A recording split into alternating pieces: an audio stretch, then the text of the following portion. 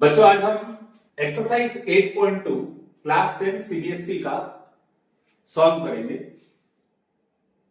ये जो एक्सरसाइज है बच्चों, इसको सॉल्व करने से पहले आपको ट्रिग्नोमेट्रिक रेशियोज की वैल्यू मालूम होनी चाहिए और वो वैल्यू फाइंड करने के लिए मैं आपको एक छोटा सा ट्रिक बता रहा हूं।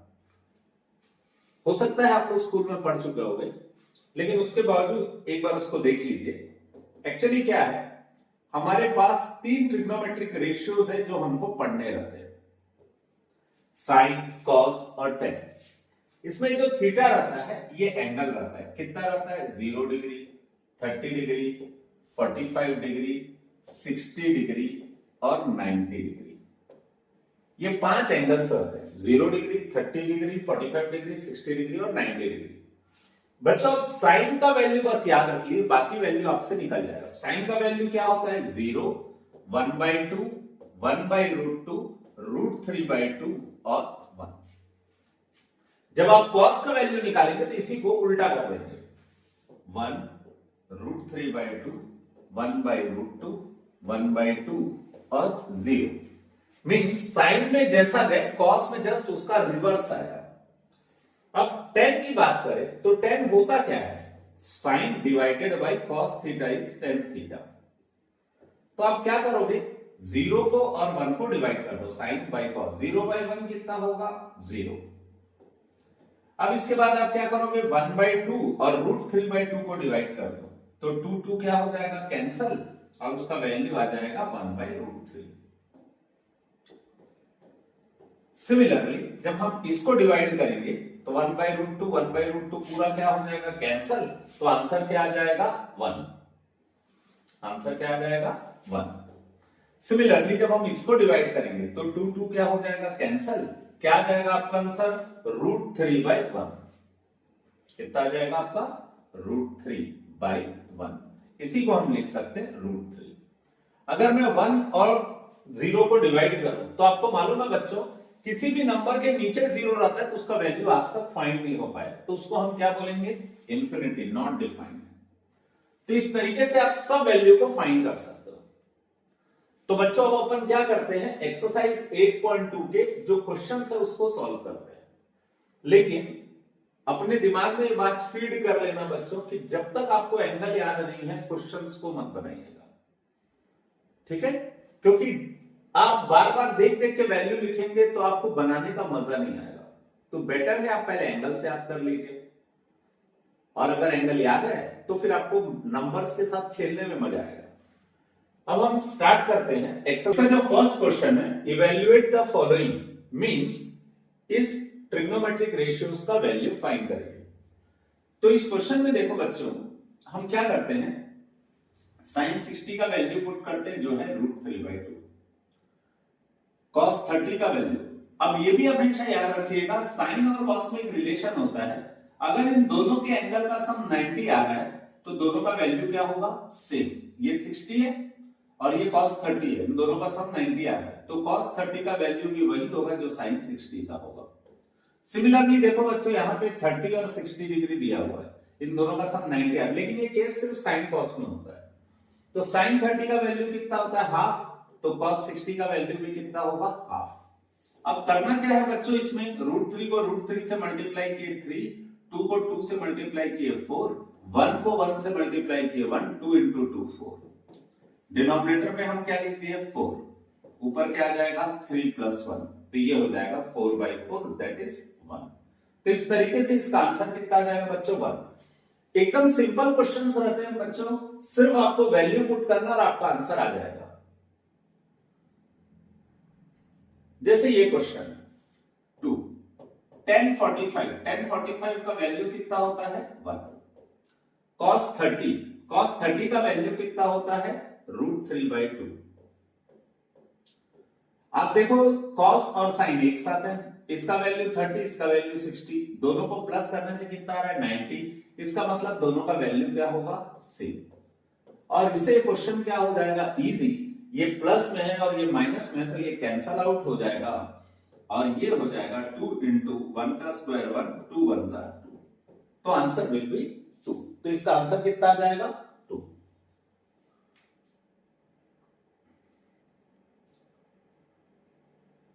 अब जैसे ये वाला क्वेश्चन है बच्चों, इसमें cos 45 का वैल्यू आपको मालूम है कितना होगा, 1/√2। बच्चों ये हमेशा याद रखना, sin 45 और cos 45 दोनों का वैल्यू 1/√2 होता है। अब एक नया चीज आया है यहां पे, sec 30। तो sec 30 जो है वो किसका रेसिप्रोकल होगा, cos 30 का, क्योंकि sec का रेसिप्रोकल क्या होता है, cos। तो आपको मालूम है cos 30 कितना होता है, √3/2। cos 30 कितना होता है, √3/2। तो अगर मैं √3/2 को रेसिप्रोकल करूं, ऐसा होगा √3/2, तो इसको रेसिप्रोकल करूं तो ये कितना आ जाएगा, 2/√3। तो यहां पे sec 30 की जगह हम क्या लिखेंगे, 2/√3। कोसेक 30, कोसेक जो है वो किसका रेसिप्रोकल होता है, साइन का। और हमको मालूम है sin 30 का वैल्यू कितना होता है, 1/2। ये भी रेसिप्रोकल होगा तो क्या हो जाएगा, 2/1। तो मैंने यहां पर लिख दिया 2/1। अब इसको सिंप्लीफाई करना है बच्चों, तो आपको मालूम है इसमें क्या निकालना पड़ेगा, एलसीएम। और जब आप एलसीएम निकालोगे तो एलसीएम कितना आएगा, √3। 2 1 2, √3 into 2 कितना होगा, 2√3। अब इसको आगे सिंप्लीफाई करना है तो हमको क्या करना पड़ेगा बच्चों,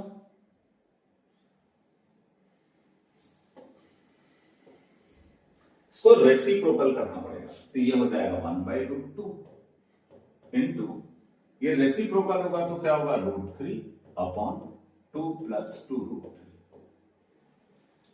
अब यहां पर ये हो जाएगा 1/√2। यहां से हम 2 को कॉमन निकाल सकते हैं तो जाएगा 1 + √3।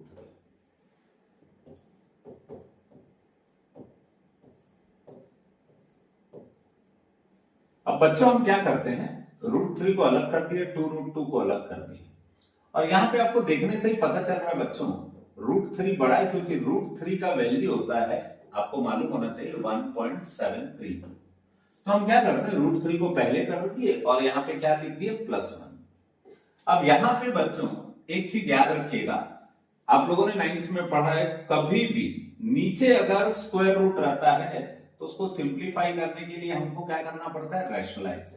तो हम इसको क्या कर देंगे, रैशनलाइज। अब बच्चों रैशनलाइज कैसे करते हैं, अगर जो वैल्यू यहां लिखा है उसका सेम वैल्यू यहां पे लिखते हैं, न्यूमेरिकल वैल्यू, साइन चेंज करते हैं, प्लस की जगह क्या लिख देते हैं, माइनस। तो ये हो जाएगा √3 इंटू √3 - 1, और नीचे क्या हो जाएगा, 2√2। और ये a + b, a - b किसका फॉर्मूला होता है, a² - b² का। तो ये हो जाएगा, मैं √3 को √3 से मल्टीप्लाई करूंगा,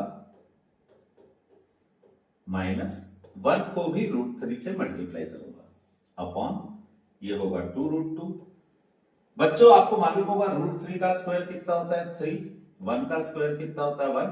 और 3 - 1 कितना हो जाएगा, 2। तो ये जो क्वेश्चन है, हमेशा बच्चों ये अपने दिमाग में रख लेना कि नीचे कभी भी रूट नहीं रहता है, और यदि नीचे रूट रहता है तो हमको फिर मेहनत करनी पड़ती है, हमको उसको मल्टीप्लाई करके रैशनलाइज करना पड़ता है। तो √3 × √3 कितना होगा, 3। 1 × √3 कितना होगा, √3। बच्चों जो मैंने यहां लिखा है मैं उसको सिंप्लीफाई कर रहा हूं, और नीचे आएगा 2√2, और √3 - 1 कितना होगा, 2। तो ये हो जाएगा आपका 3 - √3 अपॉन 2√2 इंटू 2। ये हो जाएगा 3 - √3, 2 2 सा कितना होगा, 4√2 हो जाएगा। बच्चों अगर आप ध्यान से देखो तो अगेन नीचे रूट आ गया है, तो जब भी नीचे रूट रहता है तो फिर रैशनलाइज करते हैं। लेकिन अगर बीच में प्लस या माइनस रहता है तो आपको रैशनलाइज करते समय साइन चेंज करना है। लेकिन अगर सिंगल √2 है तो आपको सिर्फ √2 से मल्टीप्लाई करना है और आपका आंसर आ जाएगा। तो आपका पास फाइनल वैल्यू कुछ ऐसा आया था, 4√2। अब आपको क्या करना है, रैशनलाइज। तो रैशनलाइज जब आप करोगे तो किससे रैशनलाइज करोगे, ये √2 को हटाना है, तो √2 से रैशनलाइज कर दिया। अब ये हो जाएगा, √2 3 से मल्टीप्लाई होगा तो कितना होगा, 3√2। √3 √2 से मल्टीप्लाई होगा तो √3 इंटू √2 अपॉन 4, फिर √2 इंटू √2। बस बच्चों हो गया खत्म आपका सॉल्यूशन। ये आ जाएगा 3√2 माइनस √3 इंटू √2, रूट रूट आपस में क्या हो जाएंगे, मल्टीप्लाई, तो ये आ जाएगा 6। √2 इंटू √2 2 होगा, 2 इंटू 4 कितना होगा 8। तो ये होगा बच्चों आपका फाइनल आंसर। ये जो क्वेश्चन का सॉल्यूशन है बच्चों, ये लेंथी है पर हार्ड बिल्कुल भी नहीं है। आप एक बार ट्राई करिएगा, इजीली आपसे बन जाएगा।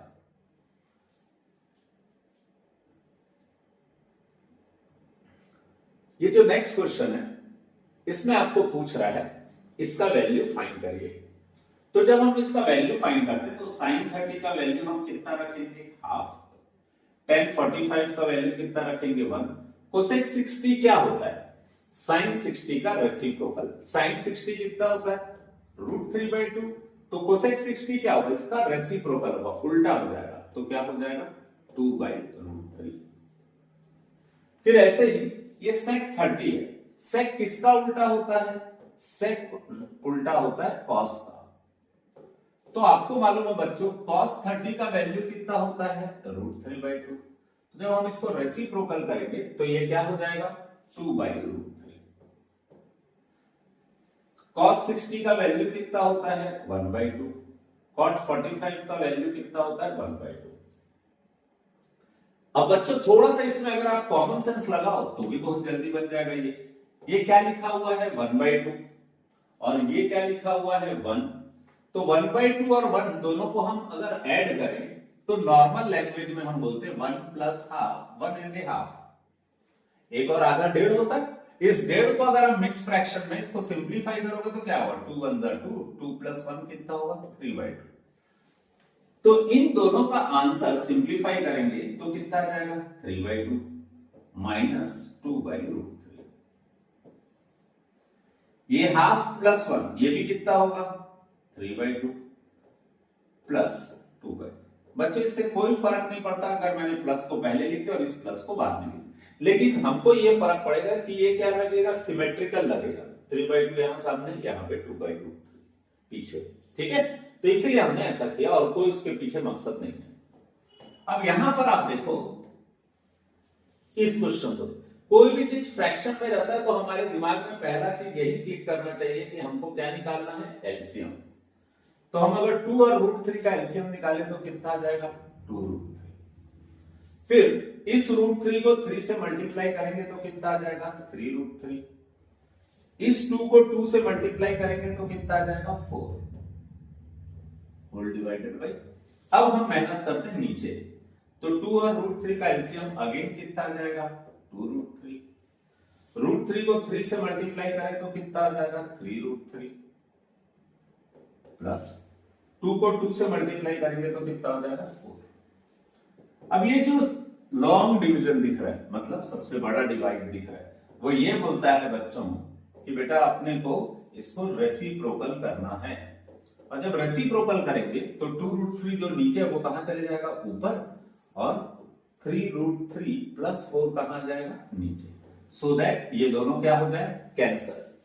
अब आपके पास जो बचेगा उसको लिख लेते हैं और देख रहे हैं ये भी एकदम सिमेट्रिकल है, 3√3 - 4 और 3√3 + 4। इस तरीके से हमने इसको लिख दिया। अब लिखने के बाद बच्चों आपके दिमाग में पहला ख्याल यही आया होगा कि ये रूट में है तो इसको क्या करना है, रैशनलाइज। तो हम रैशनलाइज कैसे करेंगे, हमारा क्वेश्चन है 3√3 - 4 अपॉन 3√3 + 4। तो मैंने आपको बताया था और आपको पता भी होगा बच्चों कि जब भी रूट नीचे रहता है तो रैशनलाइज करते हैं, और रैशनलाइज करते समय इसका साइन चेंज कर देते हैं, प्लस क्या हो जाएगा, माइनस। तो ये हो जाएगा 3√3 - 4 का होल स्क्वायर, और नीचे क्या आ जाएगा, a + b a - b कितना होता है, a² - b²। ये ऐसा आ गया। अब यहां पे हम क्या करेंगे, a - b होल स्क्वायर का फॉर्मूला क्या होगा, a का स्क्वायर प्लस b का स्क्वायर -2 × a × b। समझ आए, a - b होल स्क्वायर का फॉर्मूला a² + b² - 2ab। नीचे ए स्क्वायर माइनस बी स्क्वायर को सिंप्लीफाई करते हैं। तो बच्चों 3√3 का स्क्वायर, 3√3 का स्क्वायर, इसका मतलब 3√3 को हम 2 बार लिखेंगे। तो यहां पे क्या होगा, 3 जा कितना होगा 9, √3 इंटू √3 कितना होगा 3, और 9 जा कितना हो जाएगा 27। तो इसका मतलब 3√3 का स्क्वायर करने से कितना है 27, और 4 का स्क्वायर करने से कितना है 16। ये जो वैल्यूज आई बच्चों ये हमें यहां पर भी यूज होगी। 3√3 का स्क्वायर कितना होगा 27, 4 का स्क्वायर 16 माइनस 2 3 जा 6, 6 4 जा 24√3 डिवाइडेड बाय 27 माइनस 16 करोगे तो कितना आ जाएगा 11। ठीक, अब 27 और 16 को अगर हम प्लस करते हैं तो कितना आ जाएगा 43 माइनस 24√3 डिवाइडेड बाय 11। तो ये होगा आपका final answer 43 minus 24√3 divided by 11।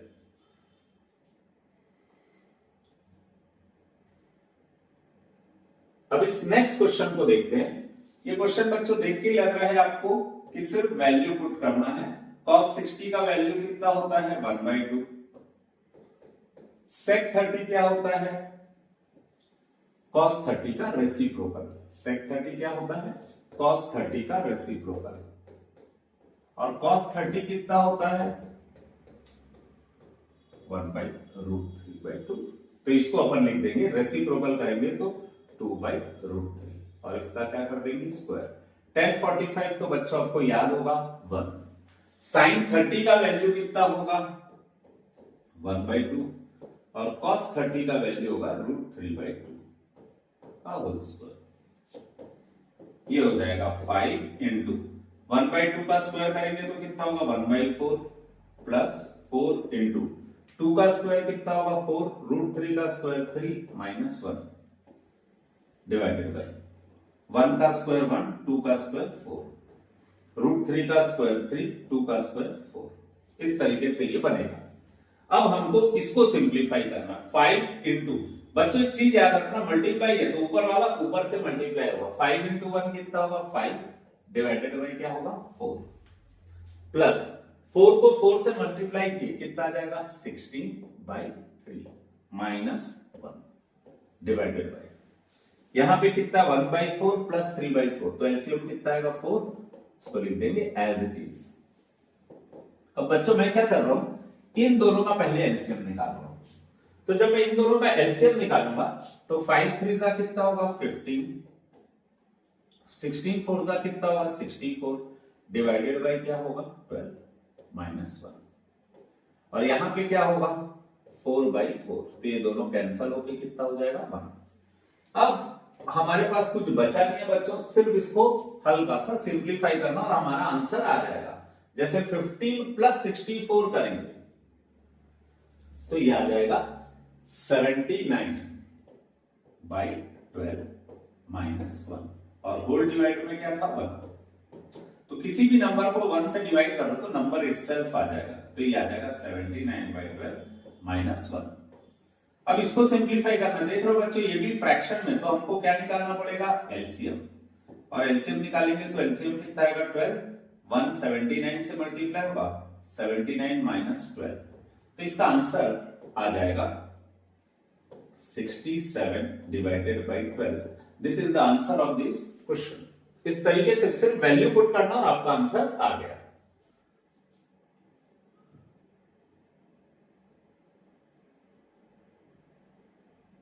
बच्चों ये तो ऑप्शंस वाले क्वेश्चन है, आपको सिर्फ वैल्यू पुट करना है और चूज करना है इसमें से कौन सा इसका आंसर होगा।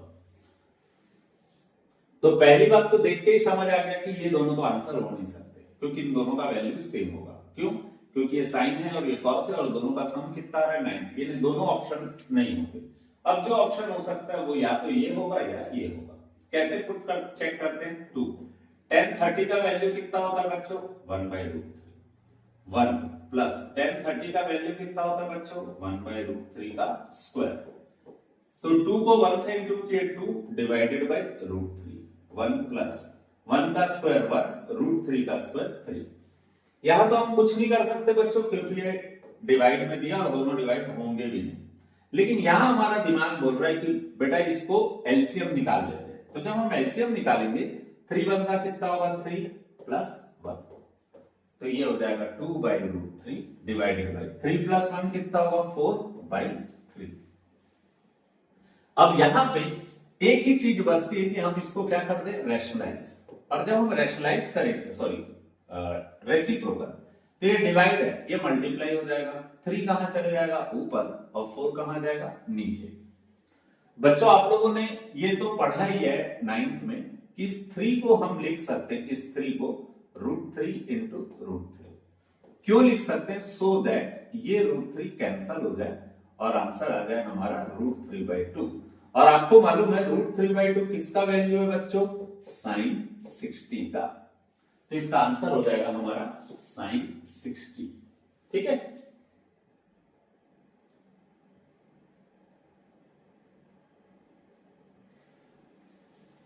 अब इस क्वेश्चन में देखते हैं वैल्यू कितना आता है।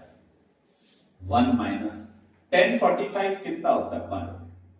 तो बच्चों यहां तो आपको देख के ही समझ आ गया 1 का स्क्वायर कितना होगा 1, और 1 माइनस 1 कितना होगा 0 के नीचे कुछ भी रहेगा तो उसका वैल्यू कितना आ जाता है 0। तो इसका आंसर क्या होगा हमारा डी। हमको इसको सॉल्व करके टाइम वेस्ट करने की जरूरत नहीं, तो इसका आंसर कितना आ जाएगा 0।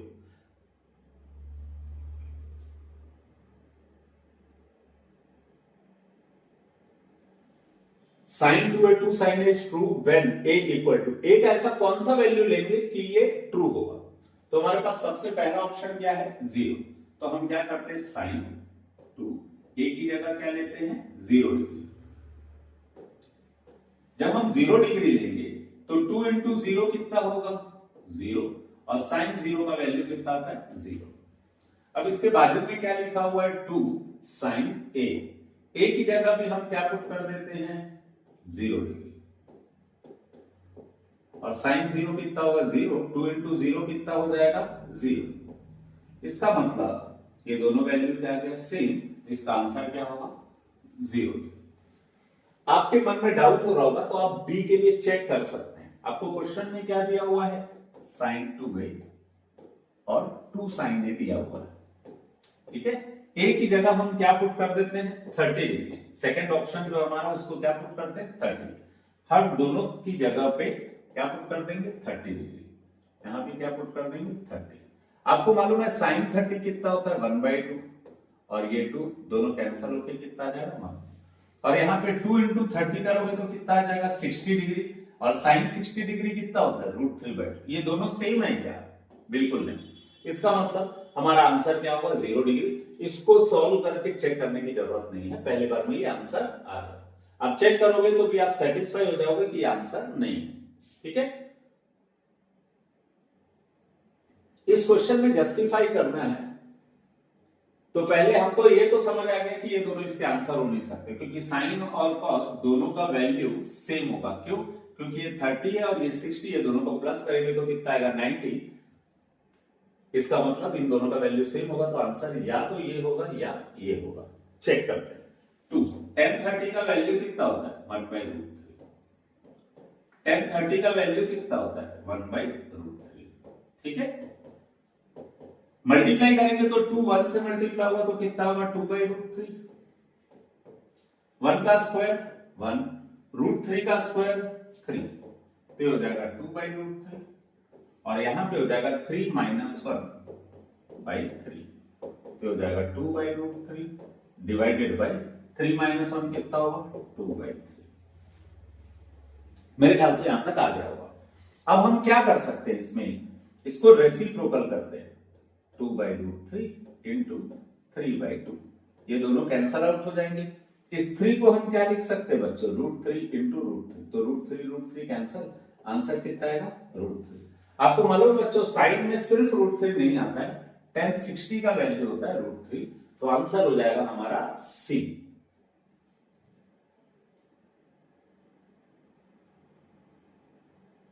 बच्चों एग्जामिनेशन पॉइंट ऑफ व्यू से ये क्वेश्चन सबसे इंपॉर्टेंट है। इसमें क्या बोला गया है tan a plus b equal to √3 दिया है, तो आपको खोजना है कि tan में √3 कब आता है। तो बच्चों आपको मालूम है 10 में √3 आता है 10 60 डिग्री में। 10 में √3 कब आता है? 60 डिग्री। ये 10 कैंसल आउट हो जाएगा, तो a plus b equal to 60 degree. Actually बच्चों हम अभी ऐसा बताते, पर एक्चुअली इसमें ना कैंसल आउट नहीं होता। एक्चुअली इसमें क्या होता है? कंपैरिजन होता है। 10 का एंगल और इस 10 का एंगल क्या होगा? सेम होगा, तभी ये इक्वल होगा, तो a plus b equal to 60। पर बच्चों को नॉर्मली ये कंपैरिजन समझ नहीं आता, तो इसीलिए टीचर मोस्टली ये समझाते हैं कि 10 कट गया तो जो बचा हुआ है उसको हम लिख देते हैं। पर बच्चों एक्चुअली देखा जाए तो ये सही नहीं है। हम कंपेयर करते हैं, a प्लस बी किसके इक्वल होता है? 60 डिग्री के। तो हम इसको कंसिडर कर लेते हैं फर्स्ट इक्वेशन। अब आते हैं अपन इस पे 10a माइनस बी पे। तो 10a माइनस बी का वैल्यू कितना दिया हुआ है? 1/√3। अब आपको ये खोजना है कि 10 का वैल्यू 1/√3 कब आता है। तो बच्चों जिनको एंगल्स याद होंगे उनको पता है ये वैल्यू कब आते हैं? 30 डिग्री में। इसका मतलब a minus b equal to कितना हो गया? 30 डिग्री। ये आ गया हमारा सेकेंड इक्वेशन। और जैसे ही फर्स्ट और सेकेंड इक्वेशन आता है आपके दिमाग में क्लिक करता है, अरे यार इसमें तो दो इक्वेशन आ गए। और जब भी दो इक्वेशन आते हैं तो या तो हम एलिमिनेशन या सब्स्टिट्यूशन मेथड से करते हैं। और ये बी यहां चीख चीख के बोल रहा है भैया मेरे को काट दो, क्योंकि मैं प्लस में हूं और मैं माइनस में हूं, तो ये दोनों क्या हो जाएंगे? कैंसल। a प्लस a कितना होगा? 2a। 60 प्लस 30 कितना होगा? 90। तो a इक्वल टू होगा 90 divided by 2, that is a equal to होगा 45 डिग्री। तो हमारे पास अब a की वैल्यू आ गई। जब हमारे पास a आ जाता है तो हमारे लिए b निकालना क्या है? इजी। लेकिन यहां पर एक चीज देखिएगा बच्चों, इन चीजों को देख के आप घबराइएगा मत। ये जो यहां पे लिखा हुआ है इसको देख के आप मत घबराइएगा। ये सिर्फ ये बताता है कि a और b का सम जो है वो 90 से कम आएगा पर 0 से ज्यादा आएगा। दो अलग अलग एंगल है और दोनों की वैल्यू 0 से ज्यादा है, ये बता रहा है। दूसरा ये बता रहे कि a b से बड़ा है। ठीक है, तो हम यहां पर a का वैल्यू हमने कितना फाइंड किया? 45 डिग्री। a का वैल्यू हमने कितना फाइंड किया? 45। अब आपको b का वैल्यू निकालना है। तो जैसे आप लीनियर इक्वेशन में करते थे, कोई भी दो इक्वेशन को सॉल्व करने से एक आंसर आता था, उस आंसर को किसी भी एक इक्वेशन में पुट कर देते। तो a की जगह हम क्या पुट कर देते हैं? 45। तो b इक्वल टू कितना होगा? 60 माइनस 45। तो b इक्वल टू कितना होगा? 15 डिग्री। समझ आया? a का वैल्यू 45 डिग्री और b का वैल्यू 15 डिग्री। बच्चों ये क्वेश्चन को अच्छे से कर लीजिएगा, क्योंकि नॉर्मली अगर एक्सरसाइज 2.3 से कोई क्वेश्चन पूछता है तो ऐसा क्वेश्चन भी पूछता है। बाकी ये सब जो क्वेश्चन है वो इसलिए दिए गए हैं ताकि आप अपने नॉलेज को थोड़ा सा चेक कर लो। जैसे यहां पे ये ट्रू फॉल्स का क्वेश्चन है। यहां बोला है sine a plus b sine a plus sine b के इक्वल होता है क्या? तो इसको चेक करने के लिए बच्चों a और b क्या है? कोई एंगल है। तो आप a को ले लो कुछ 30 डिग्री, b को ले लो 60 डिग्री और वैल्यू पुट करके चेक करो। तो यहां पर हम देखते हैं a की जगह हमने 30 पुट किया, b की जगह 60 पुट किया, ये हो गया साइन 90 और साइन 90 का वैल्यू आता है 1। अब हम चेक करते हैं वाकई में ये दोनों इक्वल है क्या? अभी हम इक्वल नहीं लिख रहे हैं। ठीक, a की जगह हमने क्या पुट किया? a की जगह हमने पुट किया 30 डिग्री, b की जगह हमने पुट किया 60 डिग्री। साइन 30 कितना होता है? 1/2, साइन 60 होता है √3/2। अब बच्चों कोई भी चीज फ्रैक्शन में है तो हम क्या निकालेंगे? एलसीएम। तो ये आ जाएगा 2 1 प्लस √3। यहां पे वैल्यू कितना आया था बच्चों? 1। यहां पे कितना है? 1 प्लस √3/2। तो आप देख के ही बता दोगे कि नहीं भैया ये ट्रू नहीं है, ये फॉल्स है। तो इस तरीके से ये क्वेश्चन सॉल्व होगा। तो पहले का आंसर कितना आया? फॉल्स। अब हम देखते हैं सेकंड वाले को। पहले का आंसर तो हमारा क्या आ गया? फॉल्स। अब देखते हैं value of sine theta increases as theta increases. तो आपने टेबल पढ़ा था बच्चों, 0 degree, 30 degree, 45 degree, 60 degree, 90 degree. ये टेबल पढ़ा था आपने। साइन 0 कितना होता है? 0। ये कितना होता है? 1/2। ये कितना होता है? 1/√2। ये √3/2। ये बात। तो आप देख रहे हैं यहां पे वैल्यू 0 से क्या होते जा रहा है? बढ़ते जा रहा है। कहां तक गया है? 1 तक। वैल्यू 0 से बढ़ते हुए कहां तक गया, 1 तक। इसका मतलब जैसे जैसे एंगल बढ़ रहा है वैल्यूज भी बढ़ रही है, इसका मतलब ये क्या होगा, ट्रू। अब दूसरा बोल रहा है value of cos theta increases as theta decreases. cos theta के बारे में भी बोल रहा है कि ये भी ऐसा ही है, लेकिन आप देखोगे बच्चों कि हम जब sin थीटा के बाद cos थीटा लिखते हैं तो इसको उल्टा लिखते हैं। इसका मतलब क्या होता है, cos की वैल्यू जैसे जैसे एंगल बढ़ता है कम होते जाएगी, 1 से ये कहां जा रहा है, 0, तो ये क्या होगा, फॉल्स। क्वेश्चन में बोल रहा है साइन थीटा और cos थीटा इक्वल होता है थीटा की हर वैल्यू के लिए। तो देखो ये बच्चों देख के ही समझ आ गया कि ये फॉल्स है। क्यों, क्योंकि जो 0 डिग्री साइन 0 की वैल्यू 0 होती है, लेकिन cos 0 की वैल्यू कितनी होगी, 1। तो दोनों वैल्यू सेम नहीं, यहां पर भी देखो दोनों वैल्यू सेम नहीं, यहां भी नहीं है, सिर्फ एक जगह दोनों की वैल्यू सेम होती है, वो है 45 डिग्री। बाकी हर जगह इनकी वैल्यू क्या होती है, अलग अलग। तो ये भी क्या हो गया, false. cot A is not defined for A equal to 0 degree.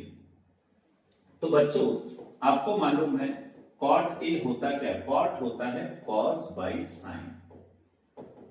अब क्वेश्चन में बोल रहा है A का वैल्यू कितना लेते हैं, 0 डिग्री, तो मैं यहां पे क्या लिख दिया, 0 डिग्री।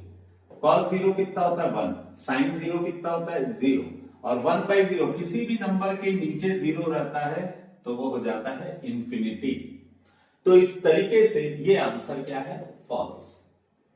ये आंसर क्या है, फॉल्स। ये क्या है, फॉल्स। ये ट्रू और ये भी फॉल्स।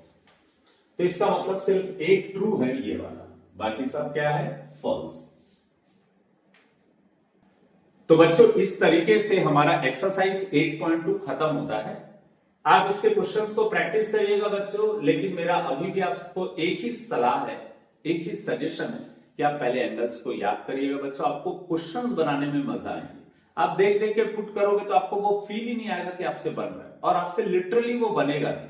आप अपने मेमोरी को चेक करिएगा by learning by heart the values of sine, cos and ten. All the best बच्चों, इजी है, आप लोग आराम से कर लेंगे और अच्छे नंबर लाएंगे। Thank you.